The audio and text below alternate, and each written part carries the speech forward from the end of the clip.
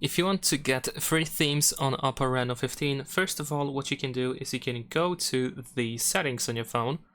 Now over here we're gonna tap on home screen, lock screen, and style. In here we should be able to find a bunch of example themes, but you can also tap on all Flux themes in order to find more of them. And then you should be able to choose whichever one you want to use.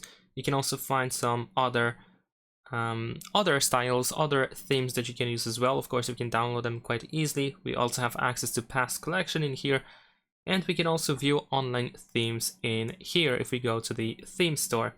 Of course, we need to actually sign in to be able to access the store, so you need to use an OPPO account, which you can use quite easily over here. You can create an account if you don't have one.